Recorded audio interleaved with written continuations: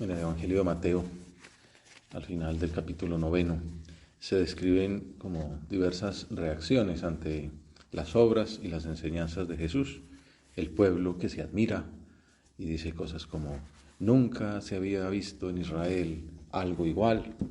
O también la reacción de recelo, de envidia por parte de los fariseos. Este echa a los demonios con el poder del jefe de los demonios. Y el evangelista entonces concluye ese pasaje con un balance que describe la actividad del Señor.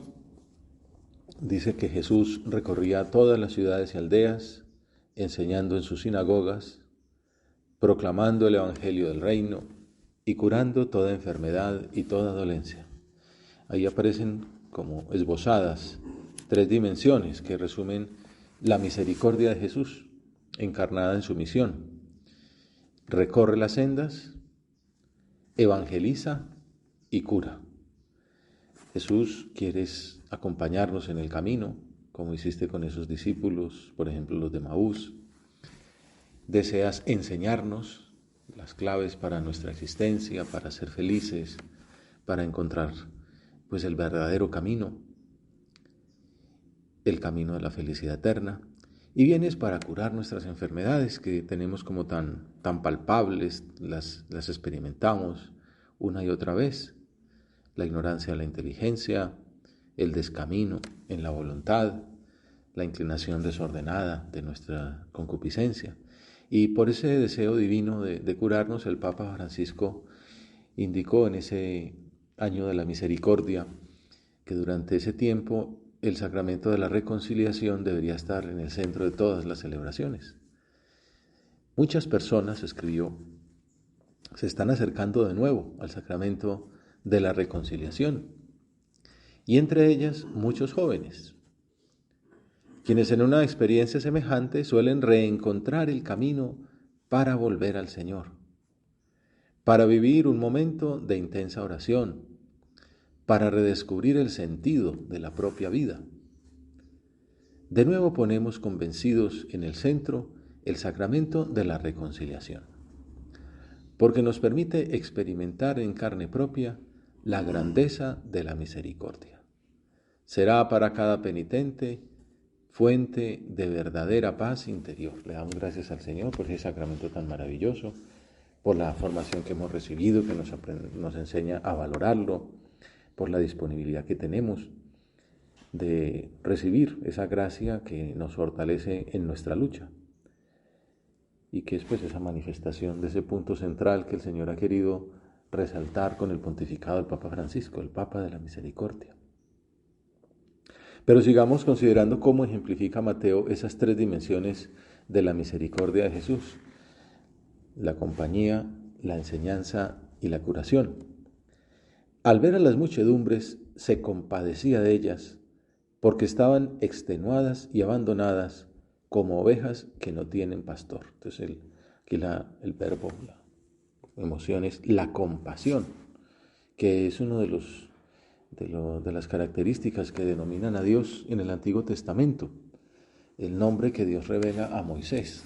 A veces se insiste mucho en que como que el Dios del Antiguo Testamento era un Dios como justiciero, lejano, y el del Nuevo, ese sí misericordioso. Y no, en el Antiguo Dios aparece, por ejemplo, como se le manifiesta a Moisés, compasivo y misericordioso, lento a la ira y rico en clemencia y en lealtad. Señor, así queremos acercarnos a ti ahora en nuestra oración, mientras preparamos la Eucaristía, acudiendo a tu compasión, a tu misericordia, a tu clemencia, pidiéndote ayuda para nuestra lucha renovada. Estamos como retomando fuerzas para empezar un nuevo periodo, y quizá pues, el Señor permite que seamos conscientes de nuestra debilidad, de la necesidad que tenemos de su ayuda, pero eso no nos achicopala, no nos hace sentir mal, sino todo lo contrario, nos hace tener más fe, más confianza en el poder divino. Jesús observa a su pueblo en desorden, disperso, desanimado. ¿Cómo hubiera sido nuestra reacción ante semejante panorama, esos fariseos persiguiendo estas personas como ovejas que no tienen pastor. Quizá nos desesperaríamos un poco o de pronto nos enojaríamos. Muy probablemente se notaría, pero desde luego sería difícil de controlar esa desesperanza por dentro. En cambio Jesús se compadece. Como el padre del hijo pródigo, se le conmueven las entrañas.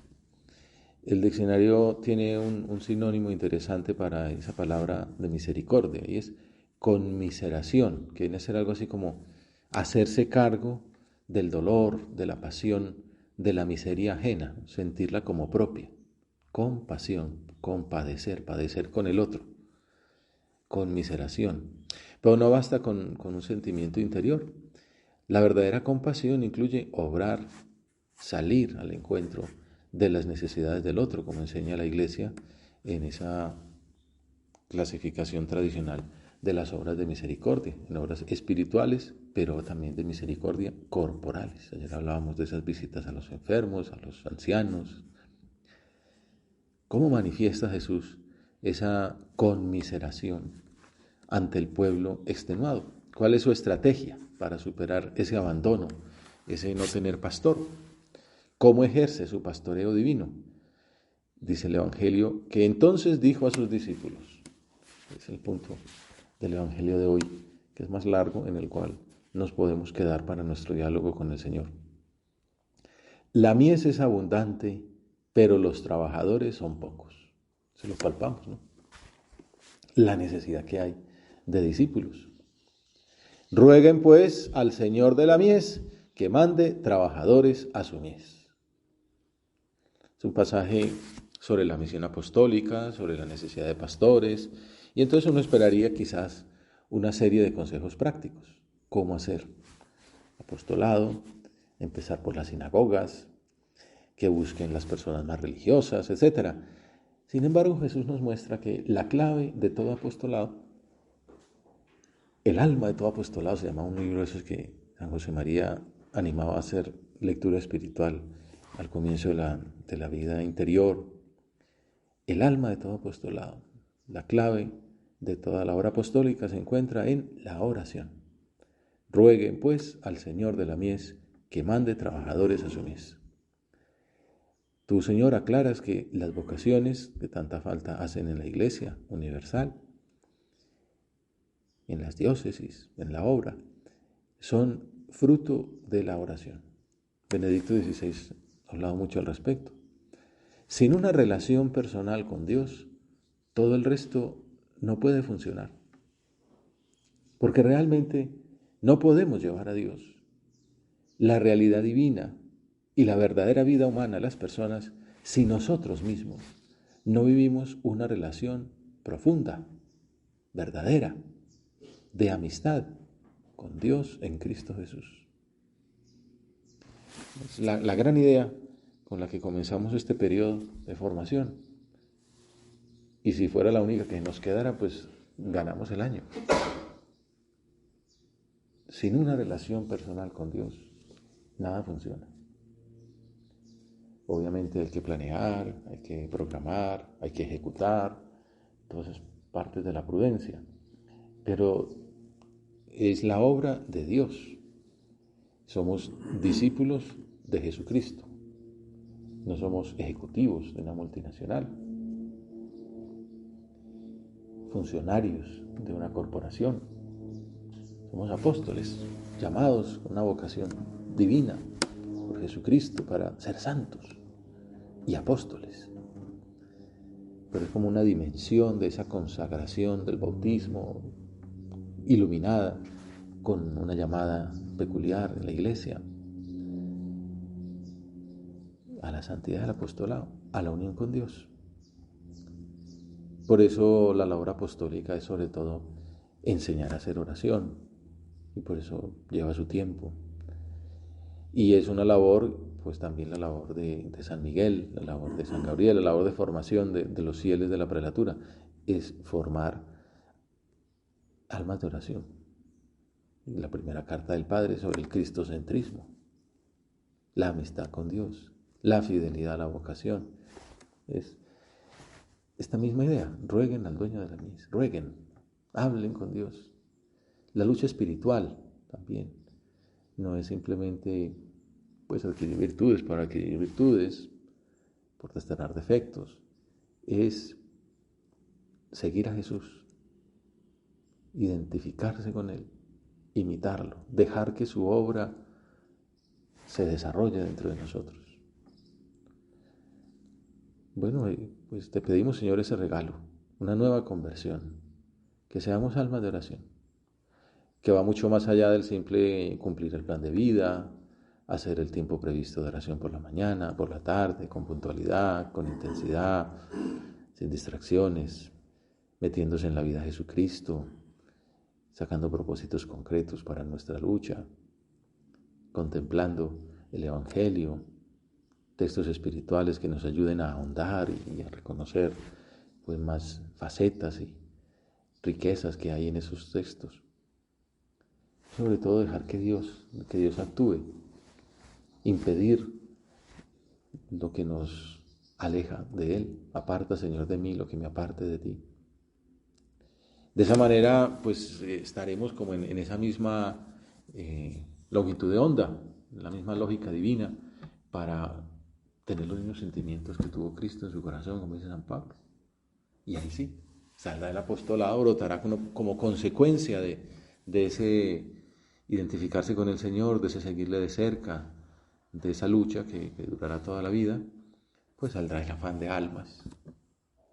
Y nos dolerá que las multitudes vayan como ovejas sin pastor, como le dolían a Jesús, y querremos acercarlas una a una al corazón misericordioso del Señor, para que sigan nuestro camino, para que, mostrándoles nosotros lo que nosotros hacemos, lo que el Señor ha hecho en nosotros, pues también se sientan como ansiosos de seguir a Jesucristo.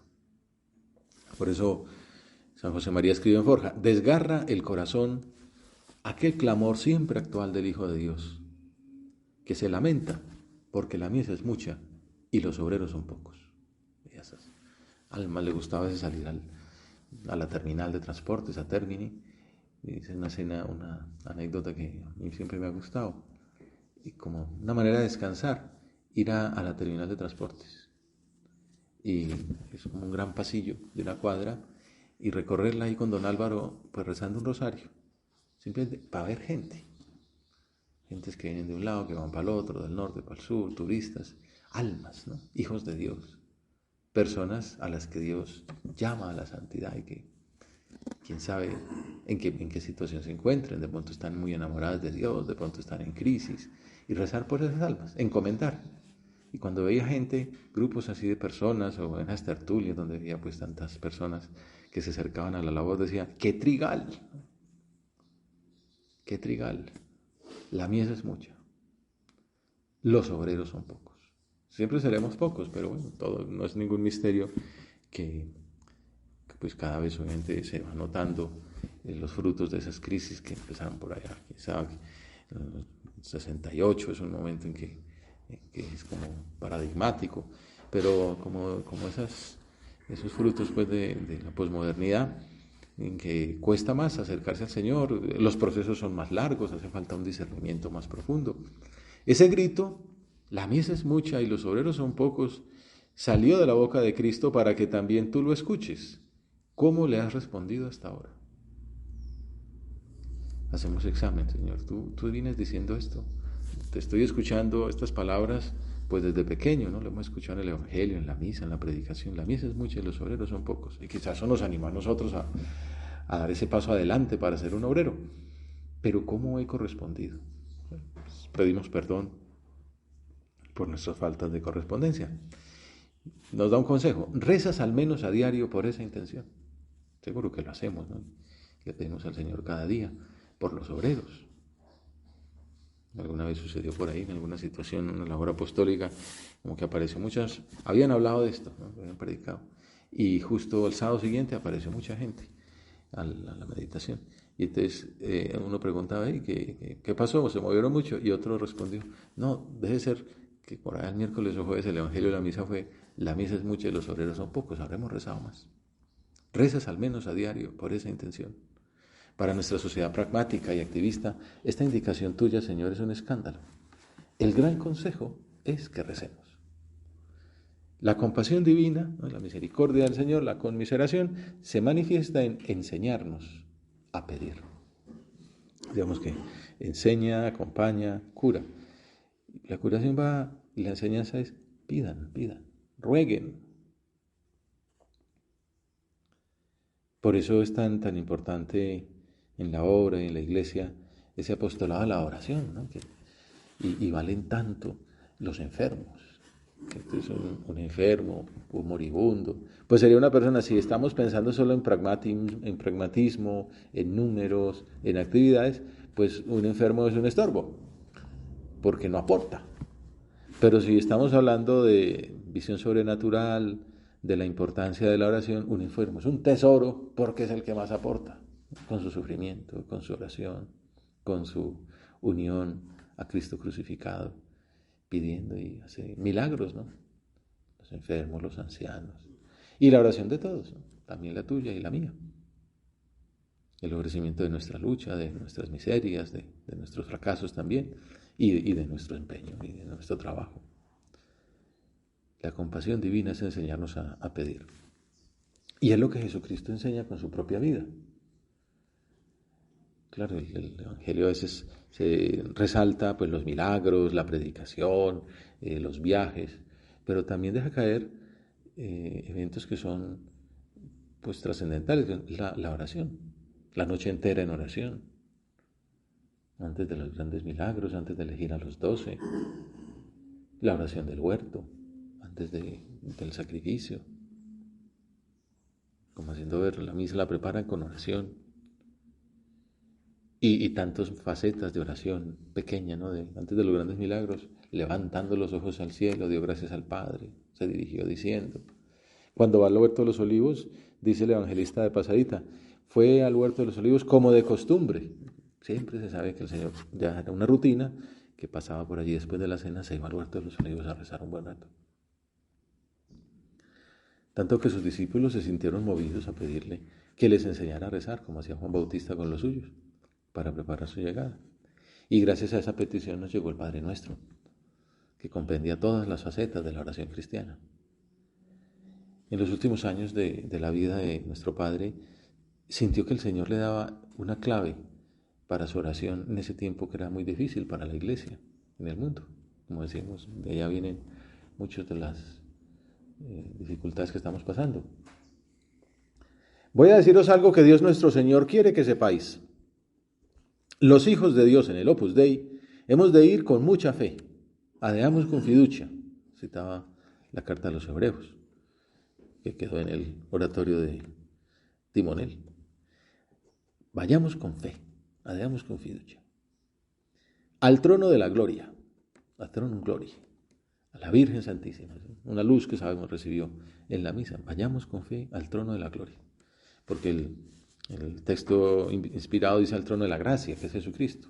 Pero lo que el Señor le sugirió a San José María es: vayamos con fe al trono de la gloria, que es la Virgen Santísima, Madre de Dios y Madre nuestra, a la que tantas veces invocamos como sede sapiense, asiento de la sabiduría, asiento de la gracia, asiento de su Hijo. Ut misericordia en consequo amor, para alcanzar misericordia. Estamos hablando de la importancia de la misericordia de Dios y de la conmiseración del Señor que se compadece, por las multitudes están como ovejas sin pastor, que seamos almas de oración y un atajo, la Virgen. Vayamos con fe al trono de la gloria, a la Virgen Santísima, que es la sede de la sabiduría. La Virgen parece como el conducto más apropiado para dirigir nuestra oración al Señor. En julio pues tenemos la fiesta de la Virgen de Chiquinquirá, la Virgen del Carmen, y luego toda esta temporada que en Europa es el verano, don Javier solía hablar de Virgen a Virgen, ¿no? Porque después viene en agosto también, hay otras fiestas de la Virgen, las nieves, y sobre todo pues el 15 de agosto, la Asunción de Nuestra Señora. Puede ser también un truco que nos sirva Antes solo no podías. Ahora has acudido a la Señora y con ella qué fácil. Quizá nos falta más fe, quizá es una luz para este tiempo pegarnos más de ese manto protector de Nuestra Señora. Acordaos, oh piadosísima Virgen, que jamás se ha oído decir que ninguno de los que ha acudido a vuestra protección haya sido abandonado de vos. Bueno, es una petición llena de fe, de la fe pues, de muchos años en la Iglesia, que nosotros hemos de heredar. Jamás se ha oído decir que ninguno de los que haya acudido a nuestra protección haya sido abandonado de vos. Ella es modelo de persona orante. Así recibió la embajada del ángel. Lo vemos en estos días meditando precisamente ese papel de María. Alégrate, llena de gracia. Llena de gracia, ¿no? El Señor es contigo, has sido elegida para ser la madre de tu Señor. Así comenzó, dijéramos, así fue como ese culmen de esa primera fase de su vida, de ese comienzo, ya de su entrega y de su ejercicio de la maternidad divina. Pero no es un momento, ¿no? Comenzar es de muchos, perseverar es de santos. Luego viene día tras día, semana tras semana, mes tras mes, año tras año, hasta llegar al pie de la cruz,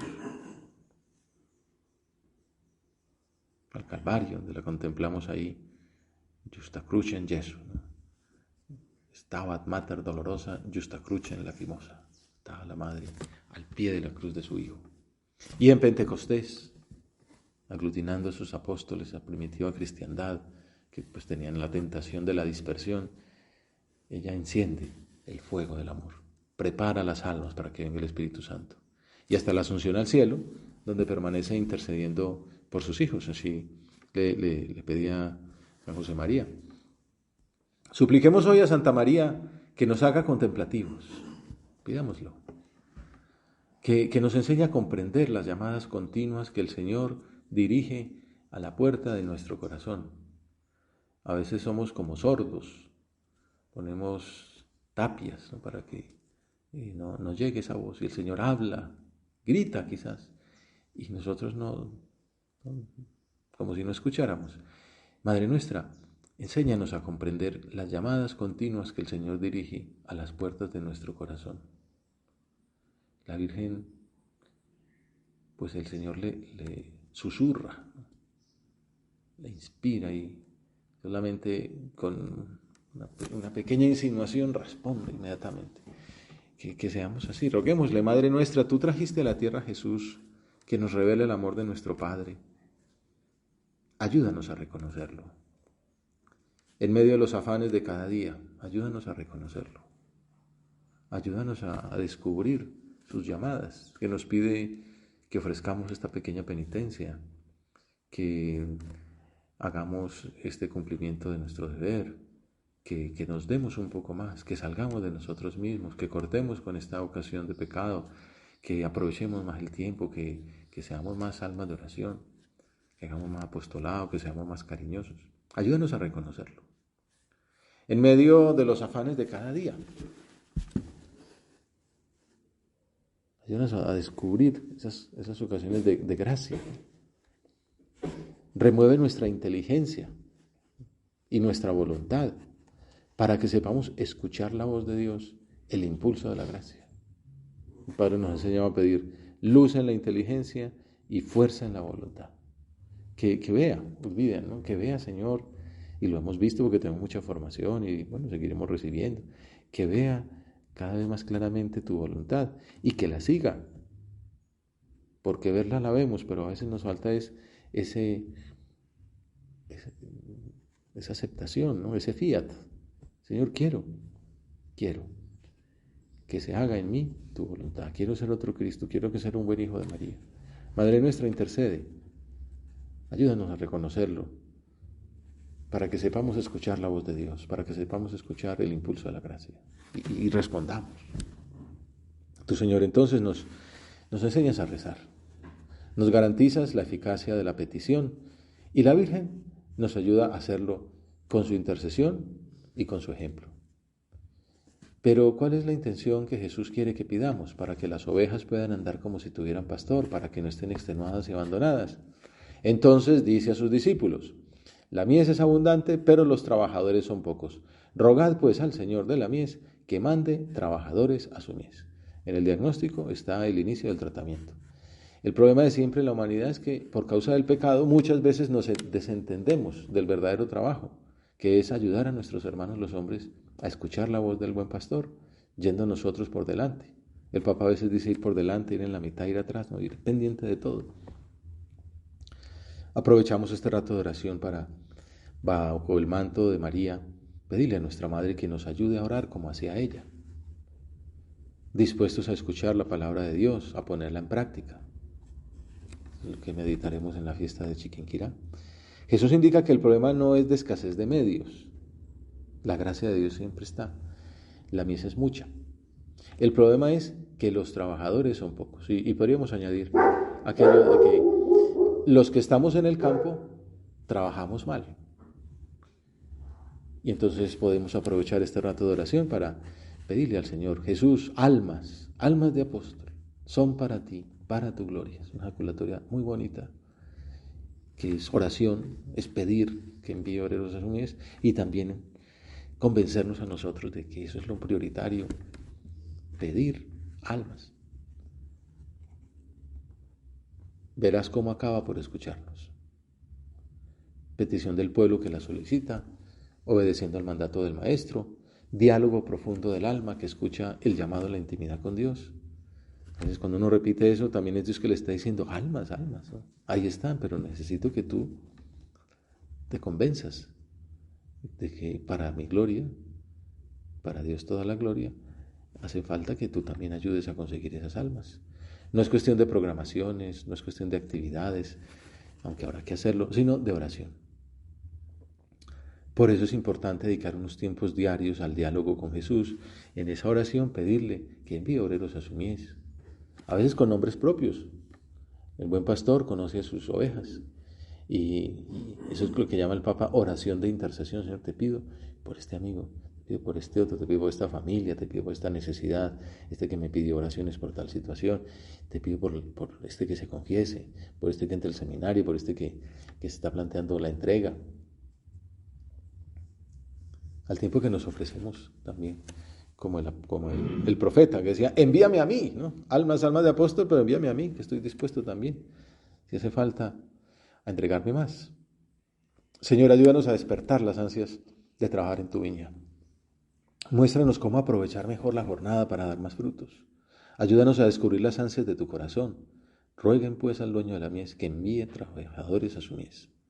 En estos días estoy leyendo cosas de Benedicto XVI en América sobre el tema social, pero me encontré a los obispos de Estados Unidos, les decía en el 2008, en el Evangelio Jesús nos dice que hay que orar para que el Señor de la mies envíe obreros, es lo que estamos viendo. Admite incluso que los obreros son pocos ante la abundancia de la mies. Y entonces abría su corazón a aquellos hermanos suyos y les decía: parecerá extraño, pero yo pienso muchas veces que la oración, el unum necessarium, como le dice el Señor a María en Betania, solo una cosa es necesaria, la oración. Es el único aspecto de las vocaciones que resulta eficaz y que nosotros tendemos con frecuencia a olvidarlo o a infravalorarlo. Porque se pregunta: ¿qué están haciendo por las vocaciones? No, pues están tantas personas en círculo, tantas personas en curso básico, tantas personas en catequesis, tantas personas en visitas a pobres, tantas convivencias, tantas personas en dirección espiritual. Pero uno tendría que responder: ¿qué están haciendo por las oraciones? Hombre, pues tantos rosarios, tantos acordados, tantas horas de estudio ofrecidas. Es el único aspecto de las vocaciones que resulta eficaz.